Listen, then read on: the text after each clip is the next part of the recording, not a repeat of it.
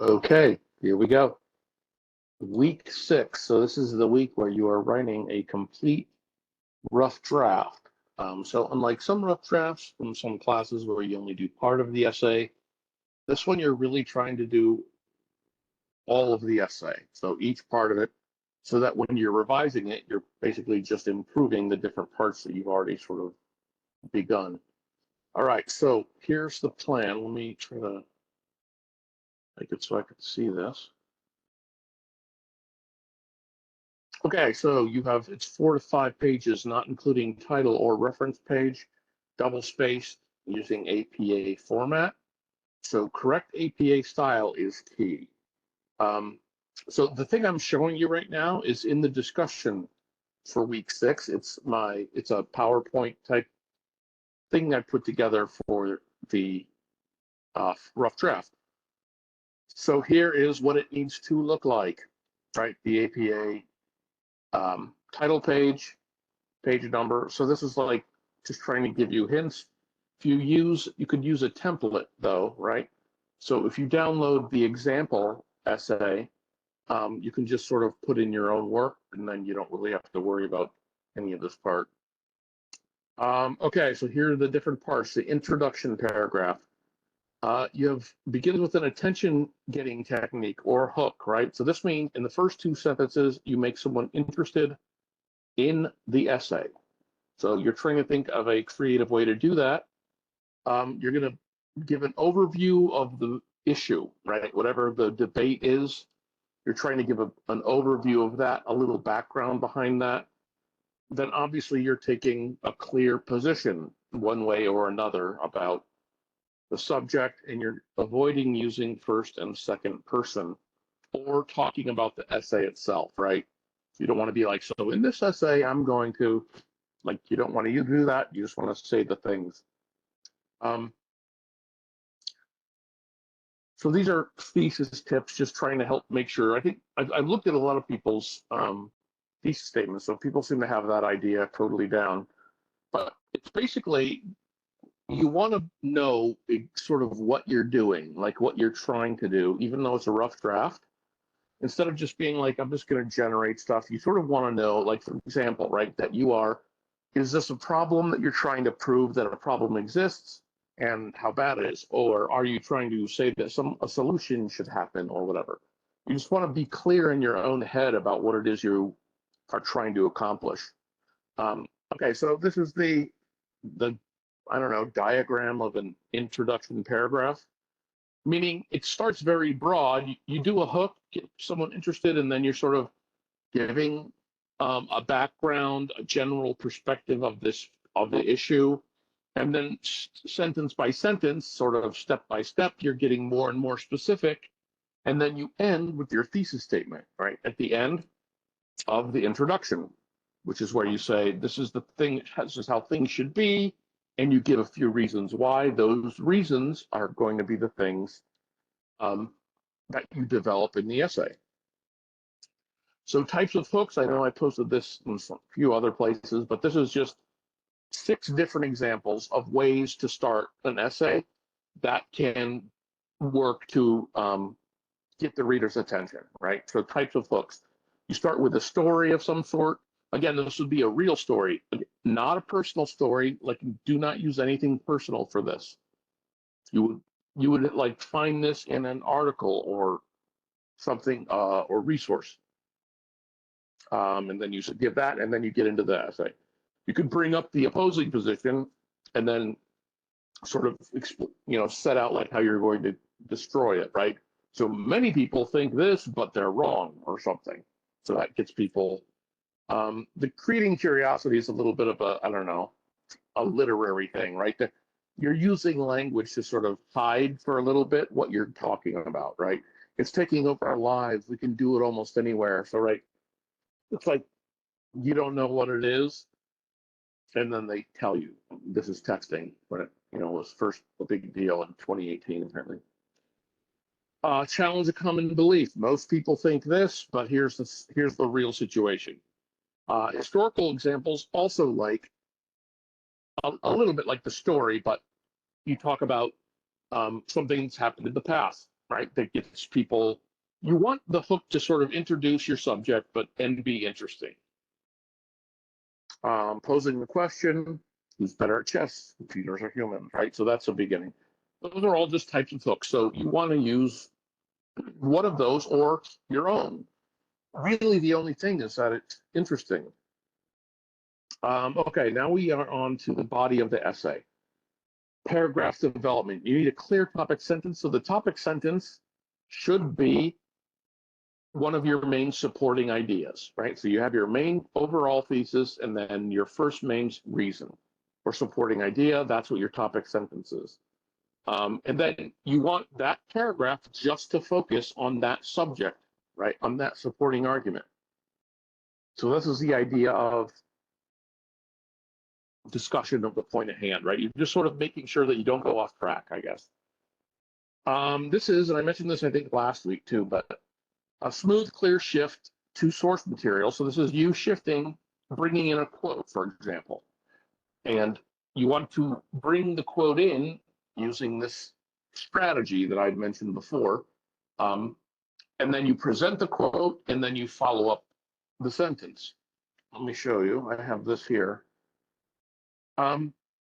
Okay, so here are some example quotes. These are quotes. Well, these first parts here, this is about just showing you different ways of citing an APA. The best one to do is to try to include the author's name in the actual writing, like in a sentence. So according to Kuntz, 2019, Kuntz writes, and then that. But the whole formula for integrating sources, right, for that thing we just talked about, you need a sentence that sets up the quote. So this is like you're bringing up a specific subject, you introduce the quote, and you try to give it some context, right? So Kuntz brings up this issue and uses history as support when she writes, and then you present the quote. So you want to make sure that quotes are always connected to your own language, basically, right? So you introduce it with your own language, then you put the quote, and then you have a follow-up sentence. This is where you are explaining what the quote means, basically, or you can think of it as emphasizing it or like reasserting it or whatever. But that's you want to make sure you do that. So for every time you bring in research, specifically a quote, you want to make sure that you do this thing: set it up, introduce, present it, and then follow it up with. Over on this side, talks a little bit about different things you can do. Right, you don't always have to do quotes. You can do paraphrases. You can do summarizing. In any event, all of these are also still need to be. You need to use citations, which for APA is always the author's last name, year.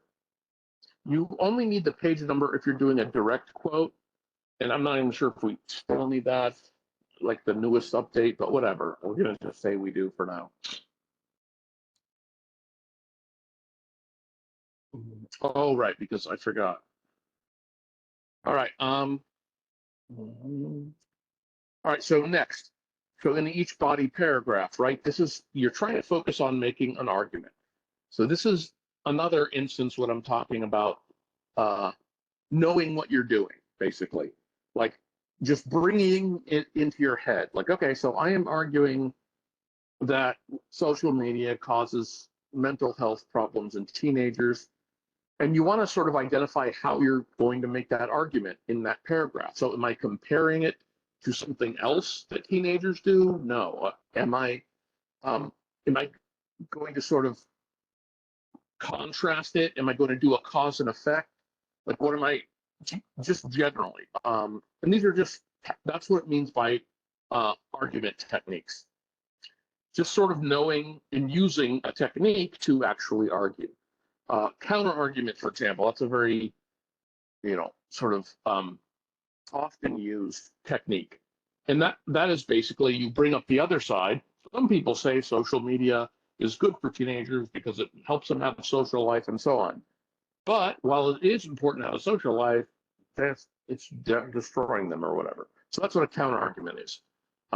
You bring up the other side, you sort of show why it's weak and quite incorrect. So here are argument techniques. These are just all things. You don't need to use this language in the essay, right? You don't need to be like, oh, deductive reasoning says, or I'm going to appeal to authority, right? You don't say any of those, but these are things that you do when you try to make an argument. So for example, if you know that you're using an example to make an argument, then you want to make sure you focus on and explain that example thoroughly and make sure it helps you make your argument. Appealing to authorities is when you cite experts. So if you're citing an expert, you need to make sure that like the reader knows who this expert is, like why, you know, anyone should listen to them. So you want to be like, you know, Dr. Smith, chief neurosurgeon at the hospital, and so on. Like you want to make sure you give the credentials of somebody if you're going to appeal to authority. So these are all just ways, right? Things that you can do that help make an argument, techniques that make arguments. And if you know which ones you're going to use, then you sort of know what to focus on when you're writing. I know that I'm going to make a fact-based statistical argument here, so I'm going to try to present the statistics as clearly as I possibly can and emphasize them and really use them to try to persuade the reader. So that's argument technique part. All right, then you have transitions between, and I'll do something with that, I think, a little later. But there's transitions between sentences, and then there's transitions between paragraphs, right? So you want to, that's, in my mind, to be honest, this is one of the ones that people usually fix or improve for the final draft. It's not really something to think about when you're, you know, doing the rough draft, but anyway. Okay, so 5 scholarly sources, right? So these are the journal articles and so on. Something to keep in mind is once you have your 5 scholarly sources, you can still find other sources. And you might be, you know, you find like an article in Time magazine, right? It's not a scholarly source, so it doesn't count for that, but it's still a credible source. So you could use information from it. So the key is get your 5 scholarly sources, right? These are the 5 journal articles about your subject with studies in them. Usually it's a study that somebody's conducted about your subject. Have those, you're going to use those. You want to use a little bit from all of your sources, right? You don't want to have an essay where you use one source for everything. So your goal is to really try and spread it out. But then once you have your 5, you can always find other ones that are, you know, to help you with examples or stories or whatever you want. Okay, set up for quotes and paraphrases, sources. This is all about sources and how they're used, basically. So if you follow my guideline, my idea before from the, you set it up, you present it, and then you follow it up, none of this will be a problem. Always use less quotes, right? So if you have a really long quote, putting that in doesn't do anything at all for your essay. So instead, try to focus on what parts of the quote you really need, like what part of the quotes are actually useful to you, and then throw them in a sentence that you write yourself, right? And you could do that anytime you leave words out. You can put the 3-dot thing, right? So according to Dr. Smith, quotation marks, then ... 50 people find themselves something. So anyway, it's always better to pull phrases from a longer quote and then use your own words and to present them than it is to like just give a long quote. Long quotes, think about that. Most people don't want to read those. Like if you come up and you're reading something and you see a really long quote, not interested, right? Automatically. But if it's pieces of the quote are put into the writing, then people follow it. Okay, the conclusion, you're trying to just think of different ways, so word choice matters. You don't want to just say the same thing that you say in the introduction, but you want to present, it's almost like the conclusion has to have the feel of like a final argument. You know, like in court cases, there's the final argument and the guy gets up and he's like, okay, so here's what we've shown you. We've shown you this, this, and this, and therefore that's the conclusion, right? So that's sort of, you want that tone or feel to it. You don't want to just say the same thing that you said, like exactly word for word from the introduction. Okay, citations. Yep, you have the reference page. Everybody knows all this. Again, this slide or PowerPoint is in the discussion for this week, so you can go take a look at this anytime you want. And I hope this helps. Again, Grammarly is the answer to the mechanics and usage, right? Sign up if you haven't.